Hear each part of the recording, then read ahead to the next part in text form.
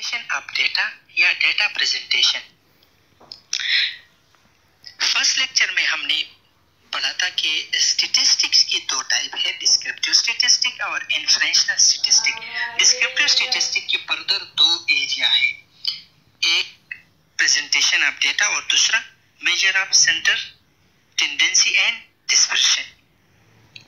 तो आज के लेक्चर में हम डिस्क्रिप्टिव स्टैटिस्टिक की डेटा प्रेजेंटेशन पढ़ेंगे कि हम किस तरह प्रेजेंट करेंगे अपने डेटा को। जो इंफॉर्मेशन हम कलेक्ट करते हैं या जो डेटा हम कलेक्ट करते हैं, हम किस तरह प्रेजेंट करते हैं इसको अपने रिसर्च में, अपने आर्टिकल में किस तरह प्रेजेंट करेंगे।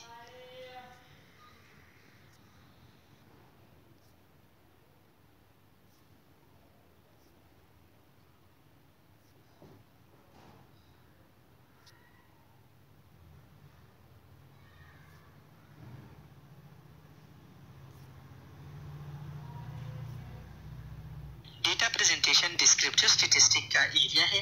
डेटा प्रेजेंटेशन वो तरीका है जिसमें हम मुख्तलिफ किस्म के टूल्स जैसे टेबल, ग्राफ्स, डायग्राम्स इस्तेमाल करके जो डेटा या जो इंफॉर्मेशन हमने हासिल की है इसको ऑर्गेनाइज और समराइज और कम्युनिकेट करते हैं। तो हम इसको डेटा प्रेजेंटेशन कहते हैं। टाइप्स ऑफ डेटा प्रेजेंटेशन, तीन टाइप है डेटा प्रेजेंटेशन की, टेक्सचुअल, टेबुलर और ग्राफिकल। जो डेटा या जो इंफॉर्मेशन आप रिसर्च के लिए या प्रोजेक्ट के लिए या किसी और मकसद के लिए आप कलेक्ट करते हैं, इस डेटा को या इस इंफॉर्मेशन को आप तीन फॉर्म में प्रेजेंट कर सकते हैं। टेक्सचुअल फॉर्म में, टेक्सचुअल फॉर्म वो है कि आप वर्डिंग में वो चीज लिख लें या नरेट करें, वर्डिंग में नरेट करें। टेबुलर फॉर्म, जो आप डेटा में जो वेरिएबल है या जो कैरेक्टरिस्टिक है इसको आप टेबल के फॉर्म में समराइज करें, डिस्क्राइब करें या प्रेजेंट करें, तो इसको टेबुलर कहते हैं। ग्राफिकल, जो डेटा या जो इंफॉर्मेशन या जो वेरिएबल है, जो कैरेक्टरिस्टिक आपने कलेक्ट की है, इसको ग्राफ की शक्ल में प्रेजेंट करें, तो इसको ग्राफिकल प्रेजेंटेशन कहते हैं। तो ये तीन मेन टाइप है डेटा प्रेजेंटेशन की। हम एक एक को डिटेल के साथ पढ़ेंगे। Uses of data presentation. Uses क्या है डेटा प्रेजेंटेशन की, हम क्यों प्रेजेंटेशन यूज करते हैं।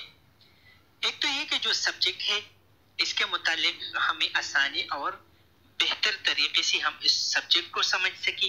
दूसरा ये कि ये हम फर्स्ट हैंड इंफॉर्मेशन प्रोवाइड करती है डेटा के मुतालिक।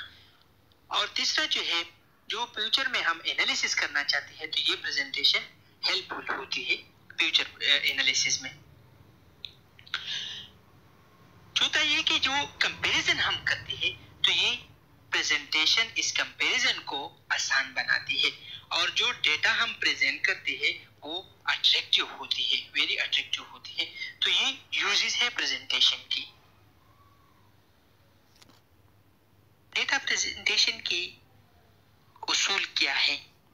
तो नंबर एक ये कि हम डेटा को सिंपल फॉर्म में प्रेजेंट करेंगे कि कोई इसको देखकर, डेटा को देखकर बराह रास्त इससे नतीजा अखज़ कर सके।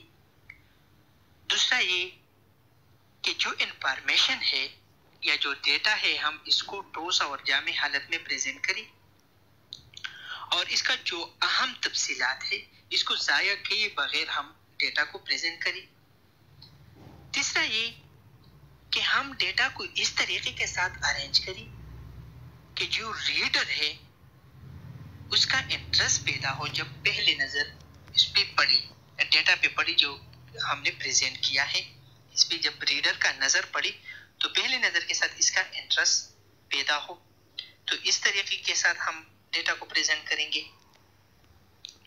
और इस तरीके के साथ हम डेटा प्रेजेंट करेंगे कि जो फर्दर स्टैटिस्टिकल एनालिसिस हम करना चाहते हैं तो वो मदद दे फर्दर स्टैटिस्टिकल एनालिसिस में।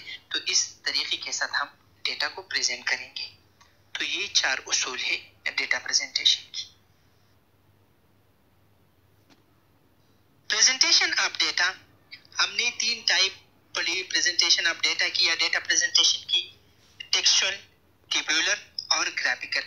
टेबुलर, जब हम डेटा को टेबल की फॉर्म में प्रेजेंट करें, डिस्क्राइब करें, तो this is called tabular presentation of data. Types of table और भी बहुत ज्यादा है, लेकिन यहाँ 2 मेंशन है। नेक्स्ट इंशाल्लाह हम डिटेल के साथ टाइप्स ऑफ टेबल पढ़ेंगे। तो सिंपल टेबल और complex table.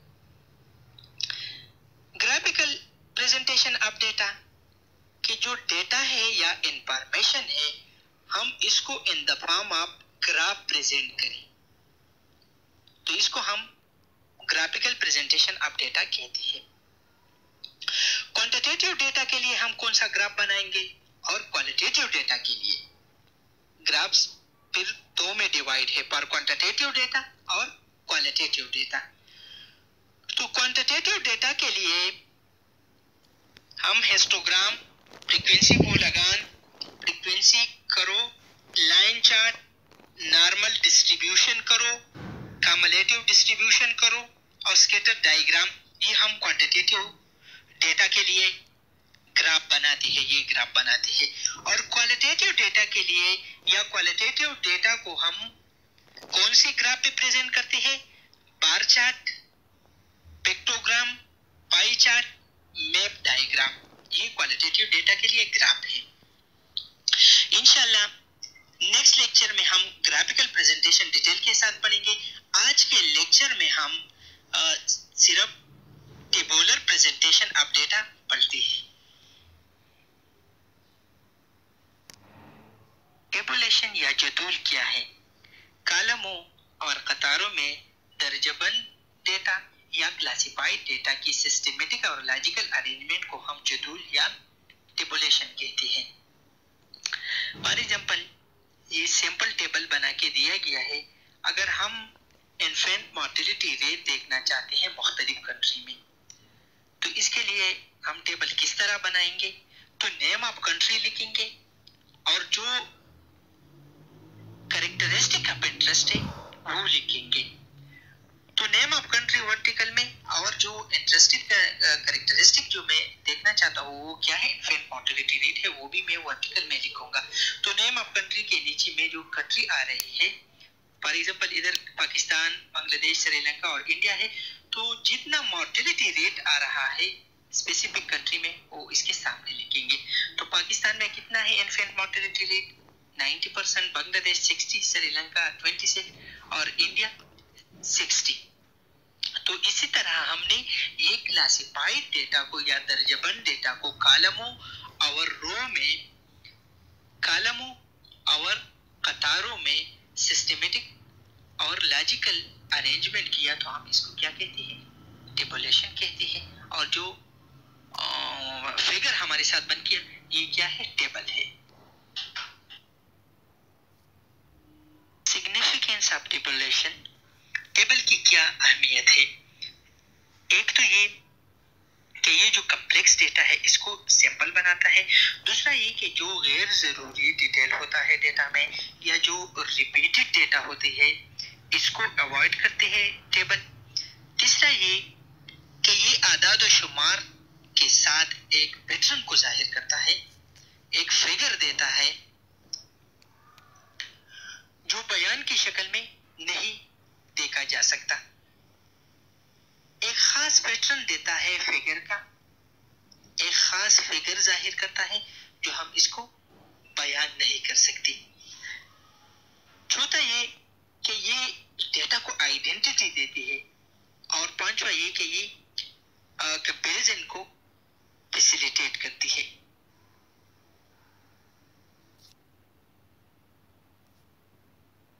Types of tables, तो बेसिकली 2 टाइप्स है टेबल की, एक पर्पस के बेस पे कि किसी खास मकसद के लिए या किसी भी मकसद के लिए हम टेबल को यूज करें, तो इसको पर्पस बेस्ड टेबल कहते हैं। और कंटेंट बेस पे कि कितने कंटेंट है या कितने कैरेक्टरिस्टिक डिस्क्राइब की गई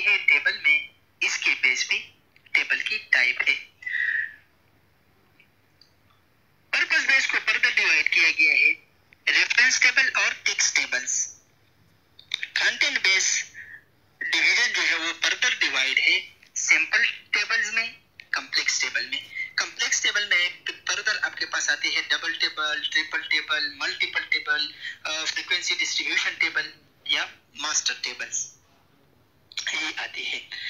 तो पर्पस बेस पे रेफरेंस टेबल जो है इसको हम जनरल पर्पस या प्राइमरी टेबल भी कहते हैं। और ये टेबल जो है ओरिजिनल जो डेटा होती है वो प्रेजेंट करती है। किस चीज के लिए? रेफरेंस पर्पस के लिए। और इसमें आपके पास एब्सोल्यूट और एक्चुअल फिगर होगी और राउंड नंबर और परसेंटेज में होगी। रेफरेंस टेबल में आपके पास आती है जो बुक के स्टार्ट में जो टेबल आप कंटेंट दिया होता है, this is basically reference table, वो रेफरेंस टेबल है। या सेंसस रिकॉर्ड में जो टेबल आप बनाते हैं, या अपेंडिसेस ऑफ पब्लिकेशन, या जो थीसिस आप लिखते हैं, रिसर्च थीसिस, और इसके स्टार्ट में जो टेबल आप कंटेंट बनाते हैं, तो this is basically reference table.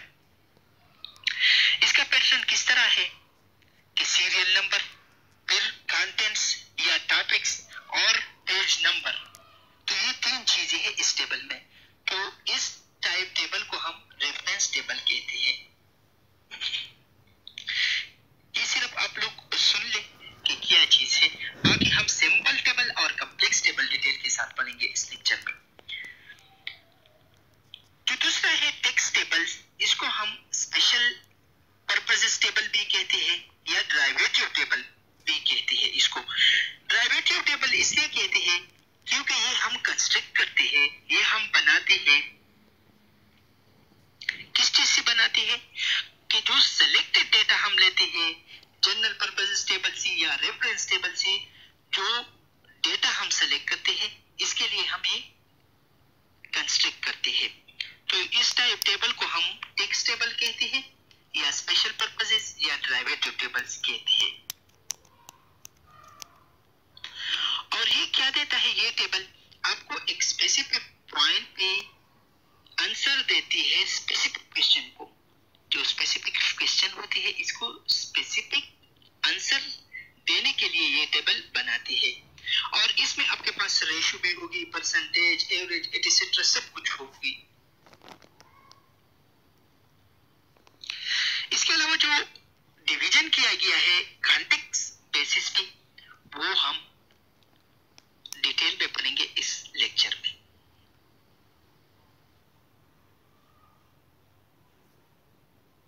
Tools for tabulation, table बनाने के लिए या डिजाइन करने के लिए जो कानून और उसूल यूज होती है वो ये है कि सबसे पहले आप टेबल को नंबर देंगे कि table number 1, table number 2 and so on. अगर आप किसी स्पेसिफिक चैप्टर में टेबल बना रहे हैं तो आप पहले इस चैप्टर का नंबर, इसके बाद टेबल नंबर डालेंगे। फॉर एग्जांपल, आप चैप्टर नंबर 4 में एक टेबल बना रहे हैं तो आप लिख लेंगे कि टेबल नंबर 4.1, 4 चैप्टर में फर्स्ट नंबर टेबल। अगर दूसरा बना रहे हैं चैप्टर नंबर 4 में तो आप लिख लेंगे table number 4.2 and so on. इसके बाद हर एक टेबल को आप टाइटल देंगे, जो सूटेबल टाइटल हो वो देंगे, और ये टाइटल मुख्तसर होना चाहिए और सेल्फ एक्सप्लेनेटरी होना चाहिए। इसके बाद जो कॉलम होते हैं टेबल में, जो कॉलम आप बना रहे हैं, इस कॉलम के लिए आप सब टाइटल देंगे, और रोज में जो चीज लेती है इसका टाइटल आप लेंगे। तो ये दोनों चीजें जो सब टाइटल्स होती है, कॉलम की जो हेडिंग होती है और रो की जो हेडिंग होती है, ये क्लियर और कंसाइज होना चाहिए। इसके बाद जो इंटरवल होता है, ग्रुप इंटरवल कॉलम में और रो में, वो भी न नैरो होना चाहिए ज्यादा और न वाइड होना चाहिए। इसके बाद जो डेटा आप प्रेजेंट करते हैं वो आप एक खास रूल के मुताबिक आप प्रेजेंट करेंगे, या साइज के बेस पे आप इसको प्रेजेंट करेंगे, स्मॉलर से लार्जर की तरफ या लार्जर की स्मॉलर की तरफ, इस तरह प्रेजेंट करेंगे, या जो क्रोनोलॉजिकली इंपॉर्टेंस होती है इसके बेस पे, या अल्फाबेटिकली आप प्रेजेंट करेंगे डेटा को टेबल में, या जियोग्राफिकली। अगर परसेंटेजेस और जो एवरेज मीन आपने निकाली है इसको कंपेयर करना है तो ये आप एक दूसरे के करीब लगाएंगे, करीब लिखेंगे टेबल में।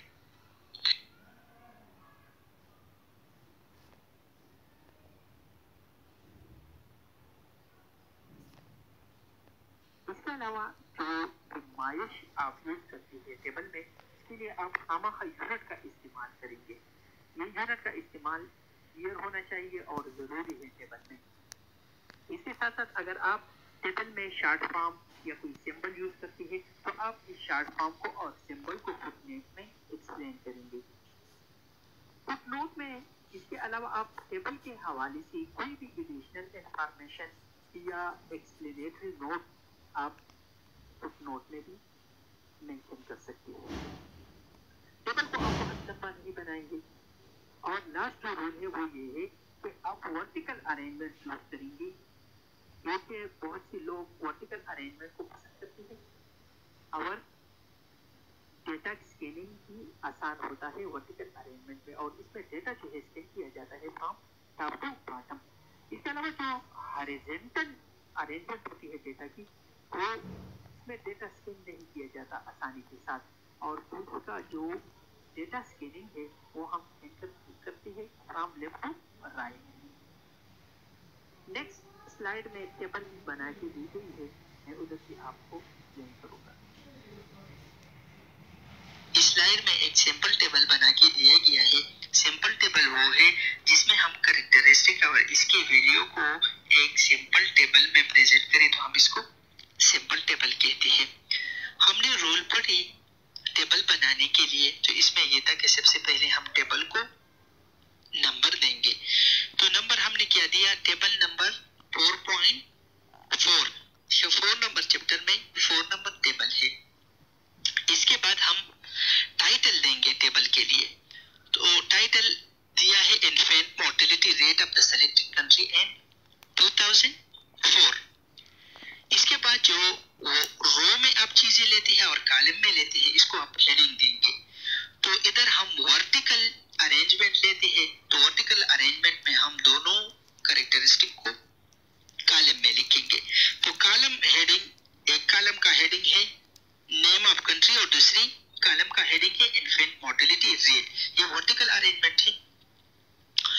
तो नेम ऑफ कंट्री के नीचे हम कंट्री के नेम लिखेंगे और इन्फेंट मोर्टेलिटी रेट जिस कंट्री में जितना जितना है इसके सामने वो लिखेंगे।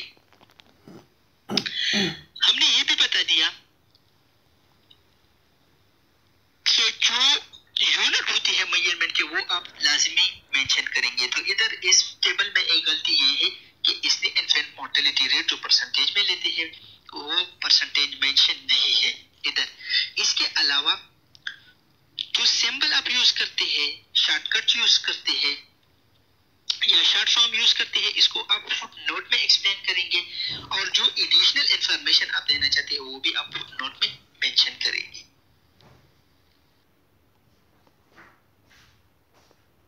टाइप्स ऑफ टेबल मैंने एक्सप्लेन किया। पर्पस के बेस पे जो दो टाइप थे, रेफरेंस टेबल और टेक्स्ट टेबल, वो मैंने एक्सप्लेन किया।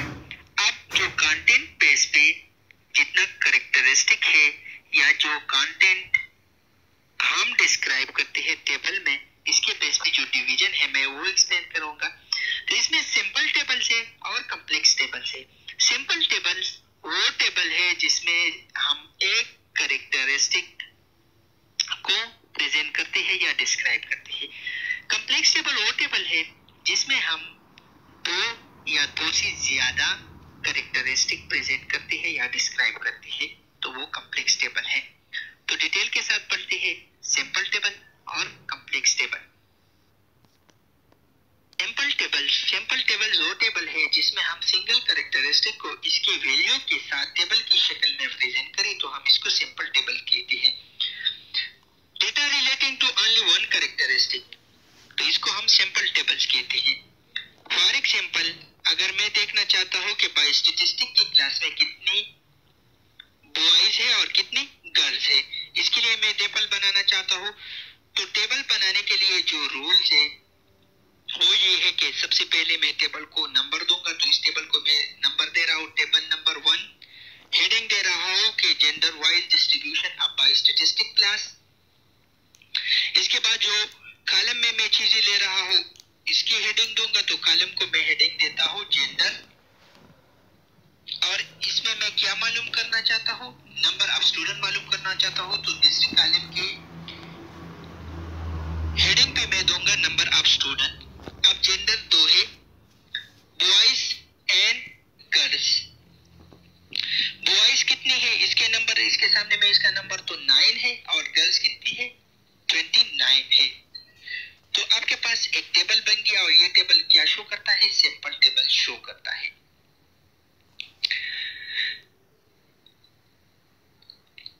इसके अलावा जो टेबल टाइप में आता है वो कॉम्प्लेक्स टेबल है। तो कॉम्प्लेक्स टेबल में डबल टेबल वो टेबल है जिसमें हम दो कैरेक्टरिस्टिक को प्रेजेंट करें। फॉर एग्जांपल इधर हम जेंडर और इसके फूड हैबिट को प्रेजेंट कर रहे हैं, तो जेंडर बॉयज और गर्ल्स, और इसमें फूड हैबिट की वेजिटेरियन है और नॉन वेजिटेरियन है। तो दो कैरेक्टरिस्टिक है, एक जेंडर है और दूसरा फूड हैबिट है।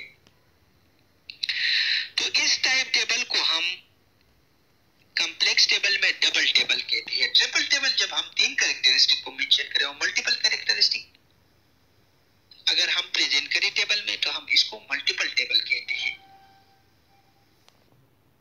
Frequency distribution table, frequency distribution table complex table की टाइप है, और इस टेबल में हम सबसे पहले डेटा को कन्वीनियंट ग्रुप्स या क्लास इंटरवल में डिवाइड करते हैं, और फिर हर क्लास इंटरवल में जितने नंबर ऑफ एटम आ रहे हैं वो लिखते हैं, या इस एटम की फ्रीक्वेंसी इसके सामने लिखते हैं, तो हम इसको फ्रीक्वेंसी डिस्ट्रीब्यूशन टेबल कहते हैं। इसके पास इस तरह आपके पास जो टेबल आएगा वो आपको फ्रीक्वेंसी शो करेंगे, और वो फ्रीक्वेंसी की वैल्यू जो है वो डिस्ट्रीब्यूट होगी मुख्तलिफ ग्रुप्स में या क्लास में, और इसमें कुछ कैरेक्टरिस्टिक भी डिफाइन की गई होगी। फ्रीक्वेंसी डिस्ट्रीब्यूशन टेबल बनाने के लिए रूल क्या है, तो रूल ये है कि सबसे पहला आप डेटा सेट को अरेंज करेंगे, इससे इस रेंज मालूम करेंगे, रेंज के बाद क्लास इंटरवल, और जो क्लास इंटरवल आप फ्रीक्वेंसी डिस्ट्रीब्यूशन टेबल में लेंगे वो तो न लार्ज होना चाहिए और न स्मॉल होना चाहिए।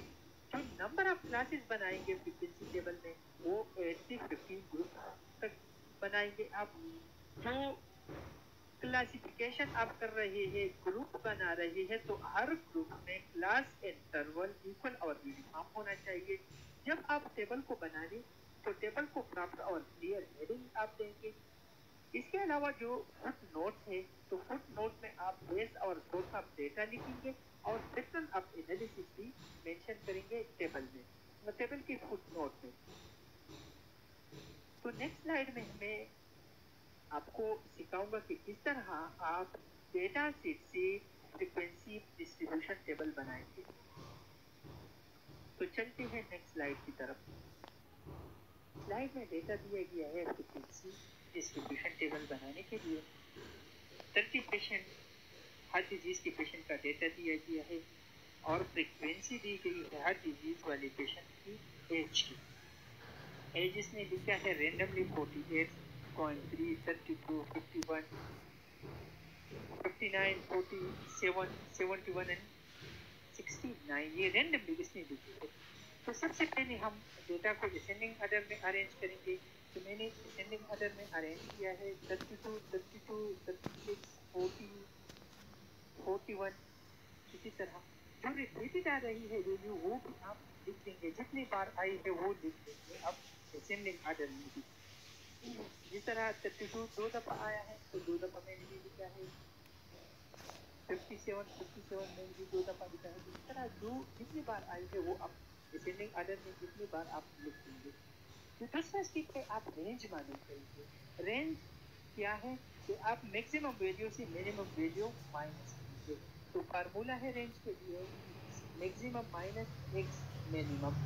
तो मैक्सिमम क्या है असेंडिंग ऑर्डर में 71, तो 71 माइनस मिनिमम क्या है 32, तो आपके पास क्या आया 39 आया। अब क्लास इंटरवल हम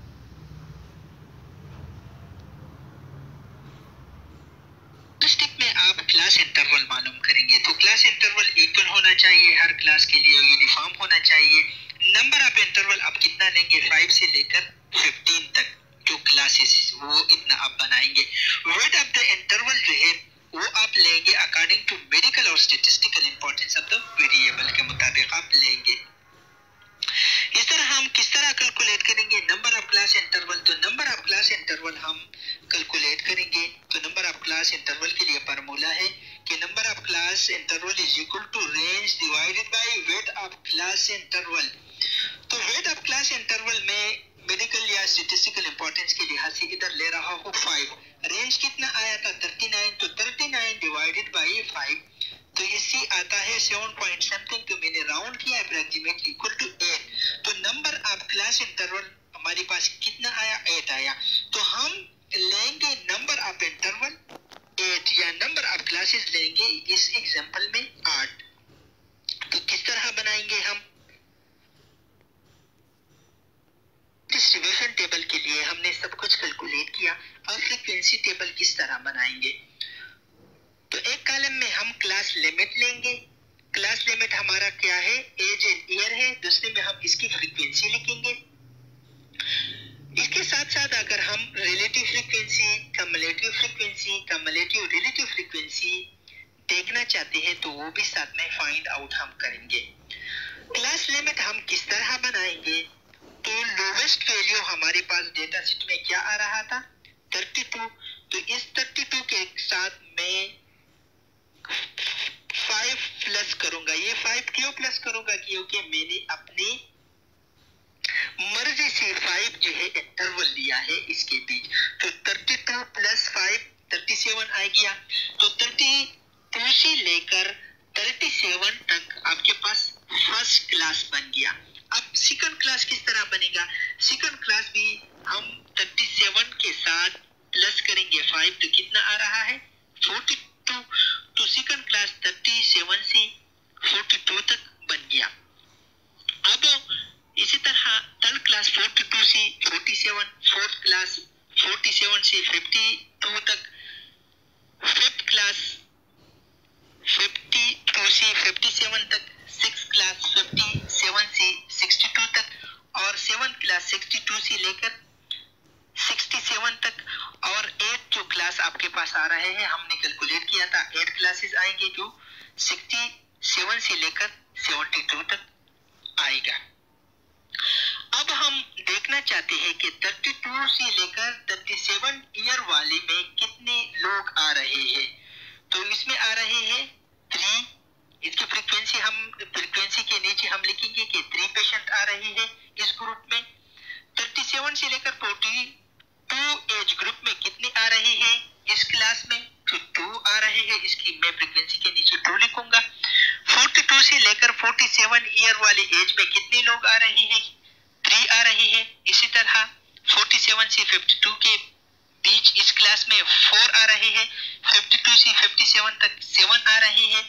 57 से 62 तक कितने लोग आ रहे हैं, इसकी फ्रीक्वेंसी के नीचे 3 लिखता हूँ।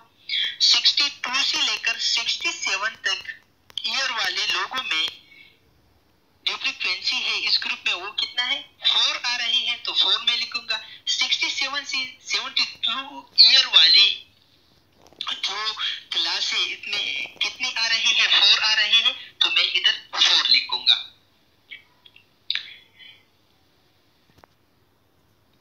रिलेटिव फ्रीक्वेंसी आप किस तरह मालूम करेंगे। तो 3 divided by total number, total क्या है 30 है, तो 3 डिवाइडेड बाय 30 तो इससे ये आएगा। कम्युलेटिव फ्रीक्वेंसी आप इस तरह मालूम करेंगे कि 3 अपनी जगह पे आएगा, 3 के साथ दूसरी फ्रीक्वेंसी ऐड करें तो 5 आ गया। अब इस 5 के साथ तीसरा फ्रीक्वेंसी ऐड करें तो 8 आ गया। 8 के साथ चौथा फ्रीक्वेंसी आप ऐड करें तो 12 आ गया। 12 के साथ 7 फ्रीक्वेंसी ऐड करें तो 19 आ गया। और इसी तरह आपके पास जो टोटल आप फाइंड आउट करेंगे तो लास्ट वाली जो आएगी आपके पास कम्युलेटिव फ्रीक्वेंसी वो 30 आएगी जो इक्वल होगी टोटल नंबर की। इस तरह अगर आपके पास कम्युलेटिव फ्रीक्वेंसी 30 आ गया और टोटल नंबर भी 30 है तो आपने कम्युलेटिव फ्रीक्वेंसी ठीक निकाली है। अगर ये कम्युलेटिव फ्रीक्वेंसी सेम नहीं आया, टोटल